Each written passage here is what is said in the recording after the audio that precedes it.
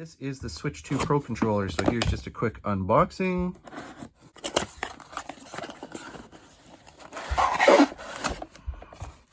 Comes with its own USB-C cable. This is branded Nintendo on it. So that's going to be for pairing if necessary, charging.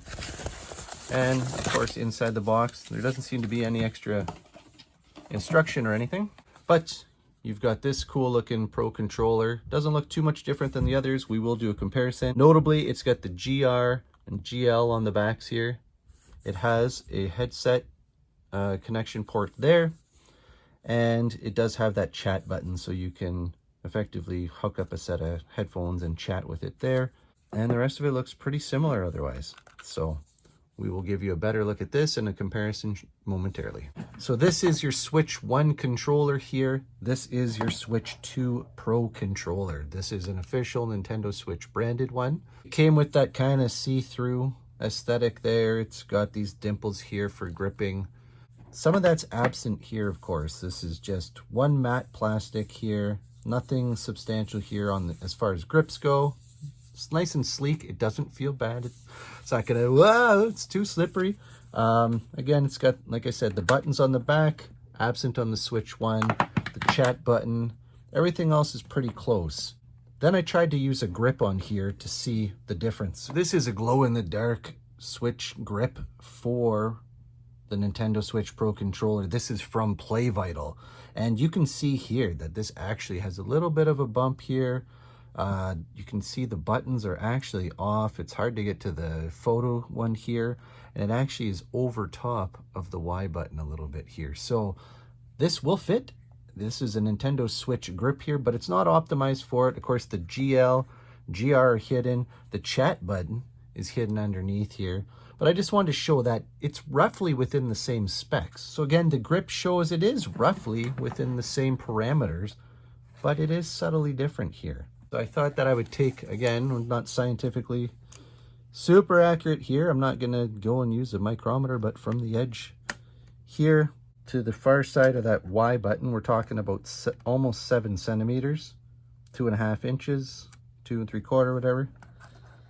And from there to the other side here of the Y button, you can see it's about 6 centimeters or about 2 1/4 inches.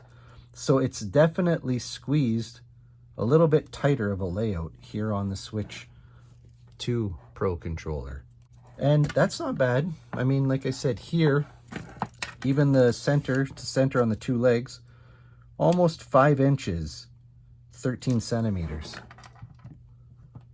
Center to center here, pretty much the same. So you're not going to notice too much of a different feel. The one thing is maybe for kids' hands, maybe with just having the buttons a little bit closer, that might be better.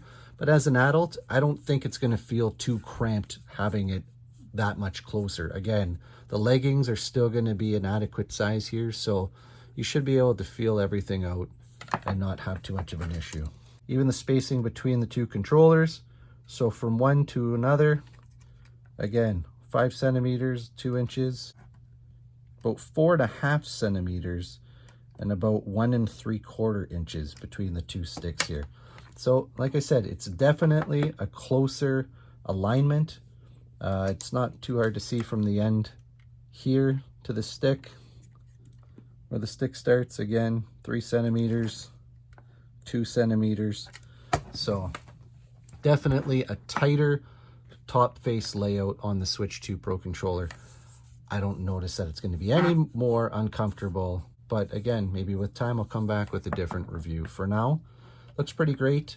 Acknowledging the new features on the Switch 2 Pro controller, such as the chat, the headphone jack at the bottom for talking, and again, you still have USB-C. Much of the top is still the same, but you do have that GL and GR button on the back. Acknowledging those few features, is it worth getting this?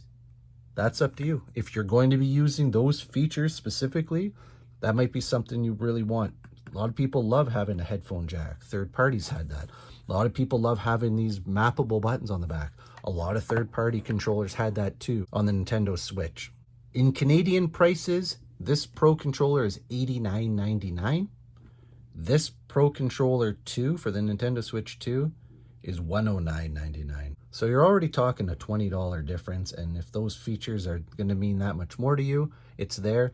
This does work on the Nintendo Switch, so maybe that's going to be adequate enough for you. And again, there's plenty of very solid third-party alternatives. It's not like back in the day where you had to buy a third-party controller that was no good, that you only use as player 2 whenever your friend came over. For now, like I said, I'll try it out. I'll let you know how it goes, if my opinion of it has ever changed. Everything still feels great. Classic Nintendo buttons. Solid quality, solid build. Feels good in your hand. And we'll see. Perhaps maybe one day I'll find a friend to talk to online.